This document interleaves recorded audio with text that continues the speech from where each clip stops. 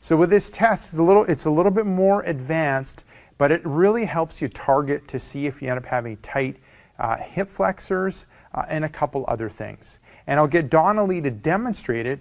And what this test is specifically called is the Thomas test. So I'm looking at going on the edge of a table. So I'm sitting on the edge of the table, preferably like where my sit bones are, ischial tuberosities. So I'm sitting there, and then I'm going to take one of the knees and pull it up towards me. So now what I've done is I've kind of locked up that pelvis.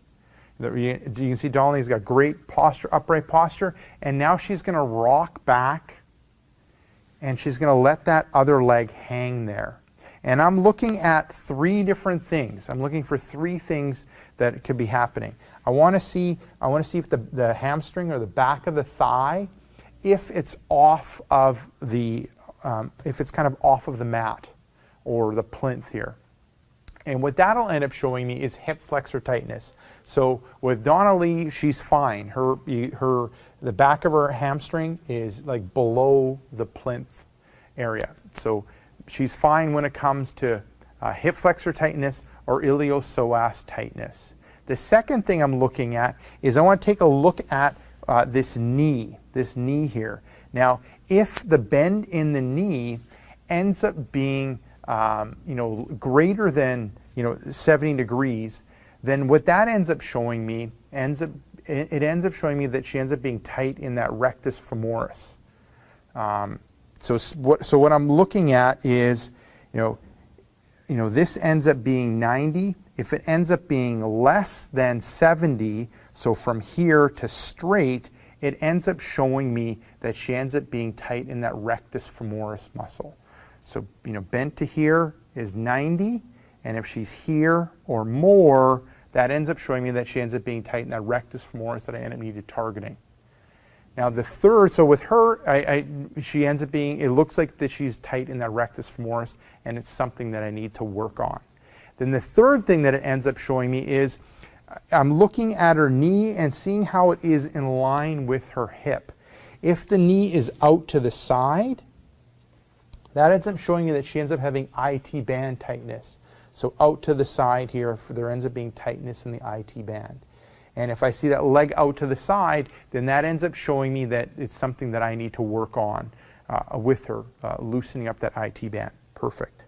And now, Donnelly, I'll get you to switch over and go to the other side. So we looked at that right leg. Now we'll try the other side. Good, pulling it close, great, rocking back. And then I'm going to work a little quicker with this one. So I'm looking here, she's fine with a hip flexor tightness or iliopsoas. If I'm looking here, is it looking at this being 90, is she less than 70? So I would say yes. And if I kind of test, I can see that she's tight through there. It's something that I need to work on with her. If I look at that knee in line with the hip, it's fine that it's not popped out to the side, but if it was popped out to the side like this, the knee outside of that hip, that would show me that she has IT band tightness, so she doesn't. Perfect, Donnelly. So looking at all that, it shows me that with Donnelly, I need to work on her rectus femoris or like her quad tightness, and she's fine when it comes to hip flexor tightness, and she's fine with IT band tightness. And if you saw some of the other videos that I have done with Donnelly, you could see that she ends up being good when it comes to her hip flexor flexibility. So there you go. Give that test a go. What ends up working well is if you use like your iPhone and you go through the movement and someone kind of films you go through the movement from the side and from the front, you can end up taking a look at it. Or you can just have someone end up quickly testing you, looking for those three different things. So you can end up using a plinth like this. If you're in a gym setting, you can end up using like a bench to go through the test. If you're at home, you can use your table, but kind of be cautious when it comes to the table and don't go too crazy or it'll flip over. And that's from experience. Testing things out at home on the kitchen table. So make sure that you end up on a good stable table when you're going through this exercise. So this is Rick Casellas from exercisesforinjuries.com. Give that advanced test, that advanced hip flexor test, a go, and let me know how what the results are for you.